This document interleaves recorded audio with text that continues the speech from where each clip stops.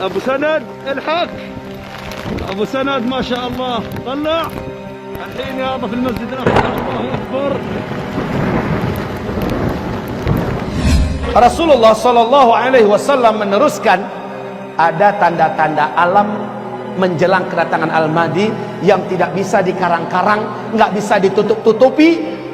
Tanda-tanda alam ini, yang pertama, Al-Mahdi akan muncul ketika Jazirah Arab dan negeri Arab sudah mulai dituruni salju. Syekh Su'ud Syuraim, saat salju pertama mulai turun di Jazirah Arab, khususnya di Arab Saudi, dia berteriak sambil khutbah Jumat dan dia berkata, hadhihi ayatun min ayatillah. Ini adalah satu tanda di antara tanda-tanda ayat-ayat Allah fi akhir zaman, di akhir zaman. Hai manusia, ketahuilah oleh kalian, adakah tanda yang lebih jelas melainkan salju turun di Jazirah Arab?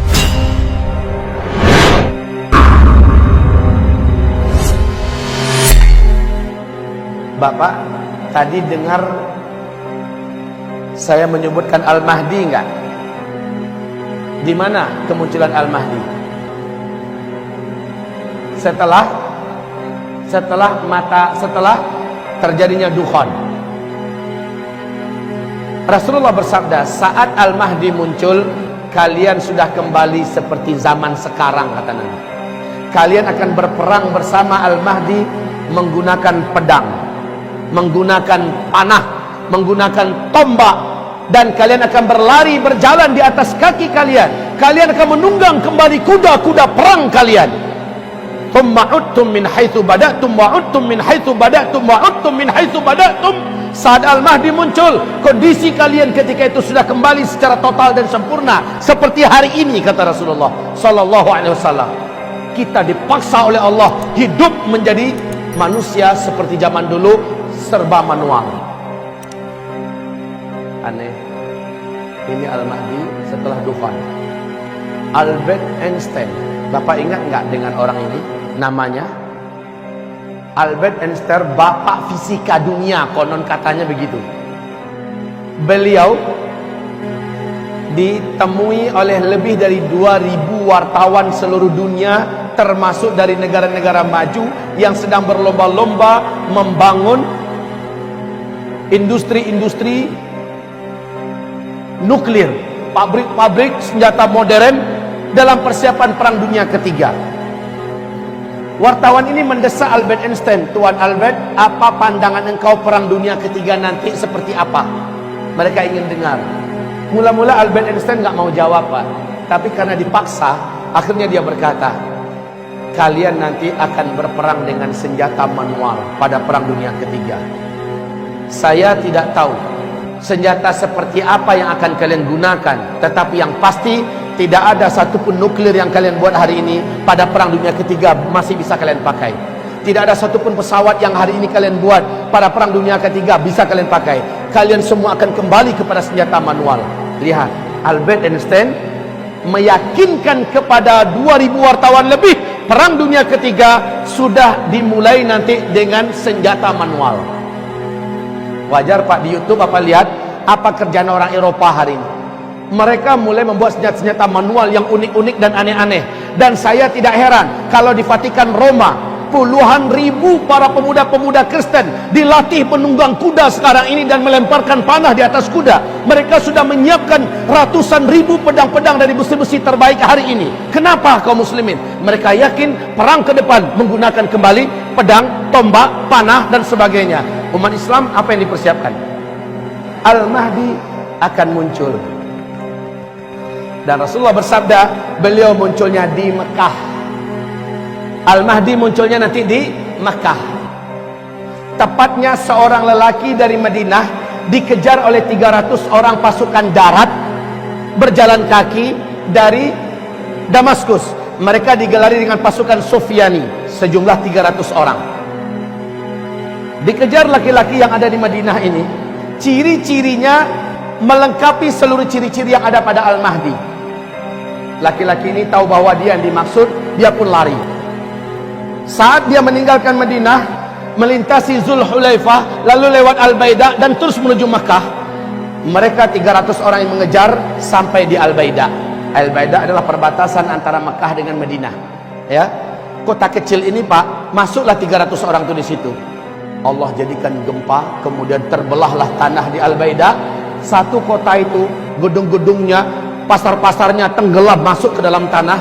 Termasuk 300 orang yang ada mengejar tadi tenggelam seluruhnya, kecuali hanya satu orang. Disisakan oleh Allah untuk memberikan kabar kepada orang-orang di belakangnya, kami tenggelam di Al-Baidah. Maka penduduk Mekah tahu bahwa penduduk masyarakat yang ada di Al-Baidah sudah tenggelam. 300 pasukan yang mengejar seorang lelaki yang lari ke Mekah juga sudah tenggelam di Al-Baidah. Maka pahamlah penduduk Mekah, laki-laki yang dikejar itu menurut hadis itulah Al-Mahdi. Penduduk Mekah segera menyebar mencari mana laki-laki tersebut. Karena ciri-cirinya dijelaskan lengkap oleh Nabi, dengan sangat mudah lelaki ini akhirnya ditemukan. Ternyata laki-laki ini ditemukan sedang tawaf, Pak. Sedang tawaf, karena adabnya kalau masuk Mekah tawaf kudum dulu kan. Dia tawaf duluan. Tawaf walaupun nunduk-nundukkan muka, nggak kepengen ketahuan. Nah, kaum muslimin, ini Al-Mahdi malah menyembunyikan wajahnya. Tapi ditangkap oleh orang beriman. Kawan-kawan, ini dia lelakinya. Dipaksa untuk mau menerima baiat. Mula-mula dia tidak mau. Dia menolak. Dia minta waktu. Di malam harinya kata Rasulullah sallallahu alaihi wasallam, fa aslahahu Allahu fi lailatin. Allah pun mengislah keadaannya dalam satu malam. Al-Mahdi yang sebenarnya memang dialah Al-Mahdi tidak mau, sebenarnya dia tidak mau, tapi Allah kuatkan hatinya dalam satu malam sehingga dia besoknya siap untuk dibaiat. Allah jadikan dia memiliki kemampuan kepemimpinan yang sebelumnya dia tidak punya. Aslahahullahu fi lailah. Allah berikan dia bekal-bekal kepemimpinan. Allah berikan bagaimana cara menyatukan dunia, bagaimana cara menaklukkan musuh-musuh, bagaimana cara bla bla bla diajarkan oleh Allah dalam satu malam. Perbaiki keadaannya sehingga besok dia siap untuk dibaiat. Di Mekah, tepat di antara rukun Hajar Aswad dengan Maqam Ibrahim, disitulah dia menerima baiat. Baik kaum muslimin, Rasulullah sallallahu alaihi wasallam meneruskan ada tanda-tanda alam menjelang kedatangan Al-Mahdi yang tidak bisa dikarang-karang, nggak bisa ditutup-tutupi. Tanda-tanda alam ini, yang pertama, Al-Mahdi akan muncul ketika Jazirah Arab dan negeri Arab sudah mulai dituruni salju. Salju turun di Arab. Sudah sejak 2009 salju mulai diansur-ansur, Pak. 2012 sudah tebal, 2013 makin hebat, 2014 sudah mendekati Mekah, 2015 kemarin sahabat saya di Mekah kirim foto terbaru, video bukan foto lagi, video terbaru. Di Mekah sudah ada lembah yang sudah menggenang air, di pinggirnya sudah ada salju, Pak. Syekh Su'ud Shuraim saat salju pertama mulai turun di Jazirah Arab, khususnya di Arab Saudi, dia berteriak sambil khutbah Jumat dan dia berkata, "Hadhihi ayatun min ayatillah." Ini adalah satu tanda di antara tanda-tanda ayat-ayat Allah fi akhir zaman, di akhir zaman. Hai manusia, ketahuilah oleh kalian, adakah tanda yang lebih jelas melainkan salju turun di Jazirah Arab? Kan nggak pernah kan sebelumnya kan? Nggak kebayang malah. Negeri gersang panas tandus kayak Arab gitu bisa turun salju. Tapi sekarang, Pak, seorang pilot pesawat Air Asia orang Indonesia, tinggalnya di Pak Ali namanya, tinggalnya di Cyber City ya, di Malaysia.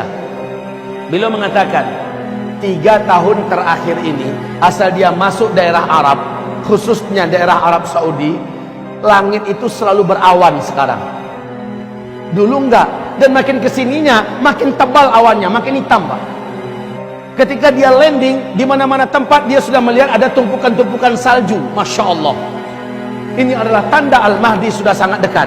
Bukankah Rasulullah bersabda, jika kamu mendengar Al-Mahdi keluar, kamu wajib pergi kepadanya, berbaiat bersamanya walau merangkak di atas salju. Kalimat merangkak di atas salju menandakan sudah tidak ada mobil, sudah tidak ada pesawat, tidak ada helikopter, walaupun jalan kaki, kejar, menyusullah, bergabunglah dengan Al-Mahdi walau merangkak di atas salju.